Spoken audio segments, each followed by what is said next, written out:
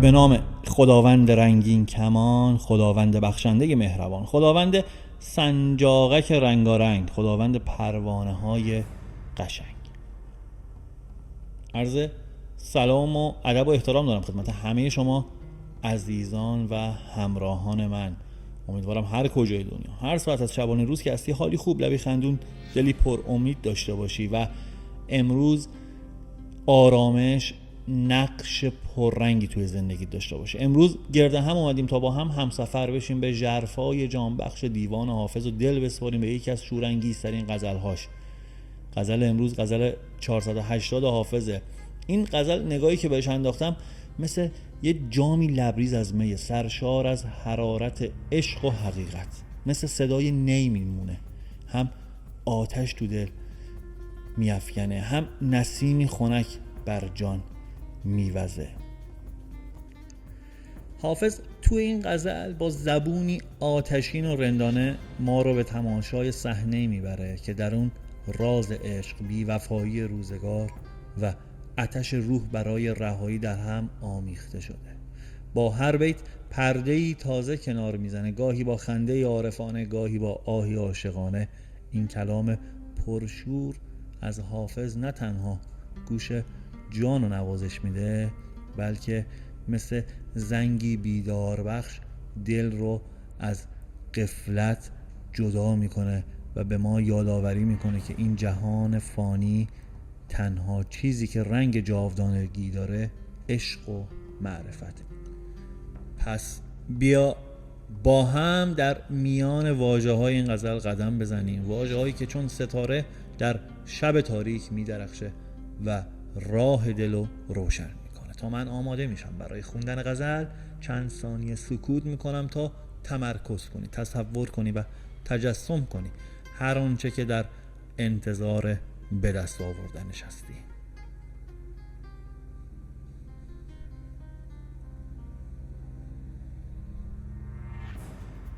خب اگر آماده ای بریم سراغ پیام امروز.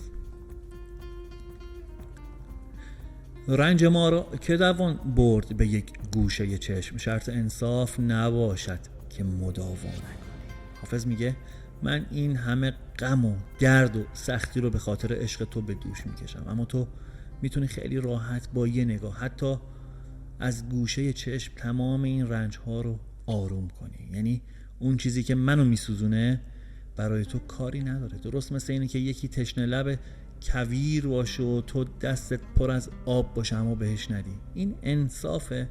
نه.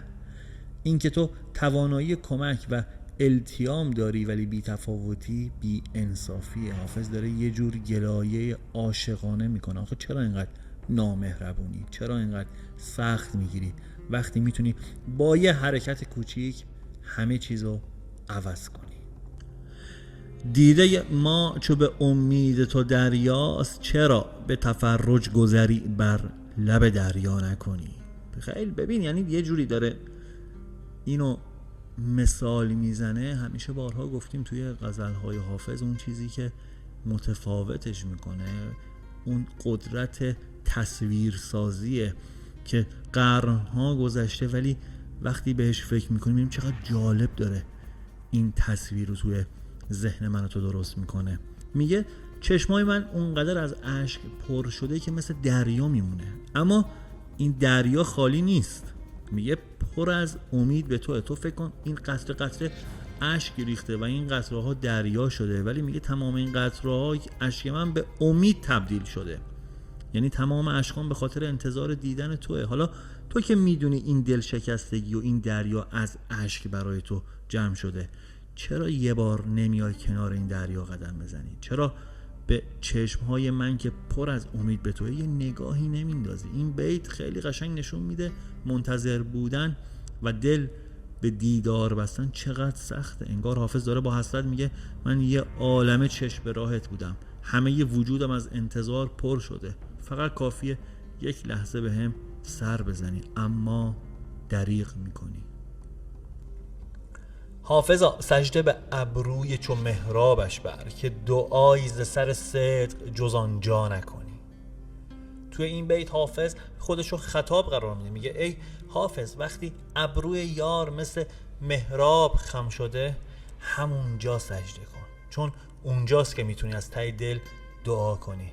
در جای دیگه جز کنار یار هیچ وقت اون خلوص و اون صداقت واقعی رو توی دعا پیدا نمی کنی. این یعنی عشق برای حافظ خودش نوعی عبادته. برای اون زیبایی یار مثل معبد و راز و نیاز حقیقی هم فقط اونجا شکل میگیره. در واقع حافظ داره نشون میده که عشق زمینی و الهی در نظرش به هم پیوند خورده. جایی که ابروی یار میشه محراب و دلی که عاشقه اونجا با خدا هم حرف میزنه. توی بیت بعدی که براتون از این غزل 7 بیتی انتخاب کردم میگه ای که در کشتن ما هیچ مدارا نکنی، سود و سرمایه بسوزی و محابا نکنی. حافظ داره معشوق و خطاب قرار میده و میگه ای کسی که در نابود کردن من هیچ رحم و ملاحظه ای نداری، تو حاضر میشی همه سود و سرمایت رو بسوزونی اما هیچ ترسی یا پرهیز هم نداره. یعنی انقدر در بیرحمی جلو میری که حتی به خودت هم ضرر بزنی اما باز دست نمیکشی از بیمهری کردن به من. به زبون ساده تر میگه تو یه جوری ما رو میسوزونی و از پا در میاری که انگار برات مهم نیست، حتی خودت هم تو این وسط ضرر میکنی. نه رحم داری، نه ملاحظه، نه ترس از چیزی. اینجا حافظ شدت سختگیری و بیرحمی یار رو نشون میده. انگار میگه معشوق اونقدر جدی و بی‌تفاوت در آزار کردنه که حتی به فکر پیامداش هم نیست. و بریم یه نگاهی بندازیم به پیام کلی فال. زمانی که این غزل 480 به عنوان فال در میاد داره بهت میگه که تو الان در موقعیتی هستی که دلت سخت به چیزی یا کسی وابسته است. انگار تمام وجودت مجذوب یک زیبایی، یک امید یا حتی یک هدف شده. این وابستگی برات مثل یه آینه است که همه چیزو توش میبینی و باهاش حرف میزنی. همونطور که عاشق چشم خودشو توی صورت یار دید و خیال کرده، معشوقه تو هم این روزا خیلی چیزا رو از دریچه اون دلبستگی میبینی.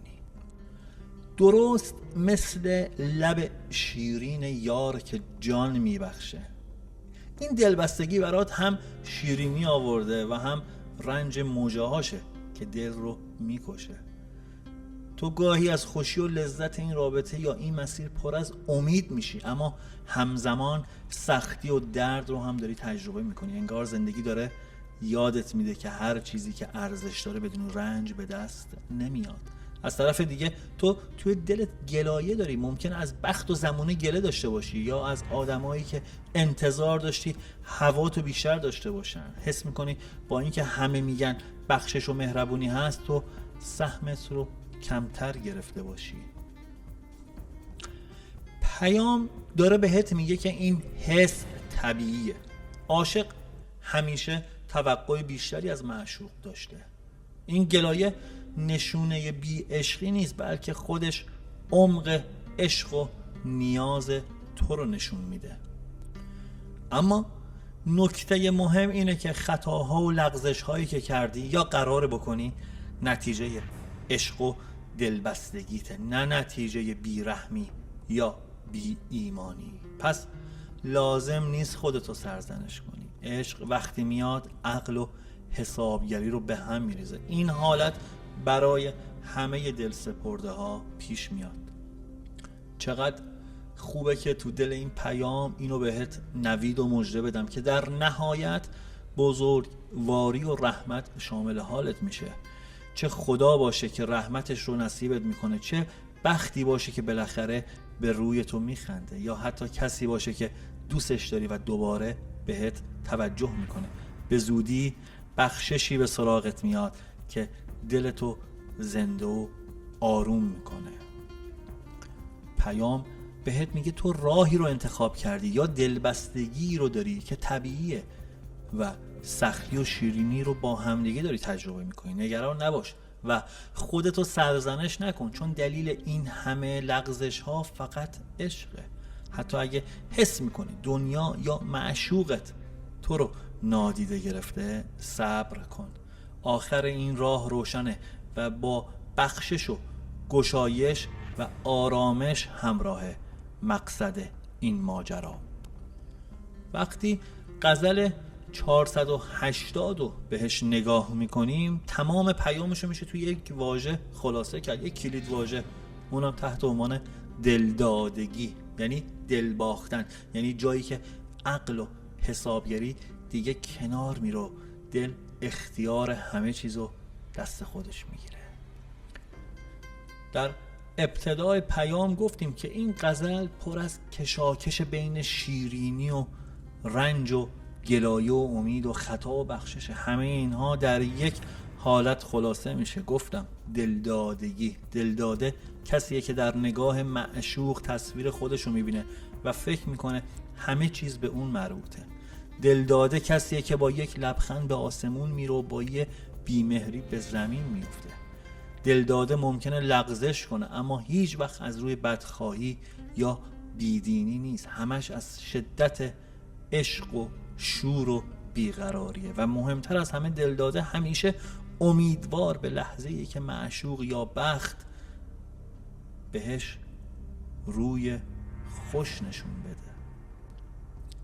دلدادگی فقط یک عشق شخصی یا یک دلبستگی گذران نیست. دلدادگی یعنی توانایی این که با تمام وجود به چیزی یا کسی دل بسپاری. این یعنی هنوز قلبت زنده است، هنوز امید داری، هنوز میتونی برای چیزی بجنگی و صبر کنی. همونطور که حافظ توی این غزل میگه دلدادگی همیشه با شیرینی و رنج همراهه، اما این رنج ها نشونه ضعف نیستن، بلکه نشونه زنده بودنه و بزرگی عشق. کسی که دلداده است حتی در سختی ها هم امیدش رو از دست نمیده، چون میدونه پشت همه تاریکی ها نور بخشش و گشایش منتظرشه. پس همینجا میخوام بهت بگم که به دلدادگیت افتخار کن. همه قدرت ها از دل زنده شروع میشه. سختی ها رو به عنوان بخشی از راه بپذیر، نمانه سر راهت. صبر داشته باش، چون پایان دلدادگی همیشه روشنه. بدون که همین عشقی که داری، همین نیتی که داری، همین تصمیمی که تو زندگی داری بزرگترین نیرویی که میتونه تو رو به مقصد برسونه. دلدادگی در نگاه حافظ ضعف نیست، بزرگترین سرمایه زندگیه. پس اگر الان درگیر عشقی، آرزوی یا هدفی هستی، ادامه بده و دل رو زنده نگه دار. روزی میرسه که همه این رنج ها به لبخند و آرامش تبدیل میشه. و این بود پیام پر شور و شیرین غزل 480، پیام امروز کائنات که در قامت کلام حافظ خودشو به ما نشون داد. غزلی که همش از دلدادگی میگه. یادمون باشه که دلدادگی یعنی دل رو به چیزی سپردن که ارزشش رو داشته باشه، یعنی راهی که هم سختی داره هم شیرینی، اما آخرش همیشه به آرامش و نور ختم میشه. پس اگه الان توی مسیر عشق، آرزو یا هدفی هستی، محکم ادامه بده رفیق. و این بود پیام امروز. اگه از این ویدیو لذت بردی یادت نره که لایک کنی، کانال رو سابسکرایب کنی و نظرتو برام بگی تا با هم بیشتر درباره پیام‌های الهام بخش حافظ گپ بزنیم. من به صد خواهش و منت ز خدا خواستم که در این ساعت خیر مرغ آمین به سراغت آید و دعایی که تو بر لب داری به اجابت ببرد. پوینده باشی و پایدار.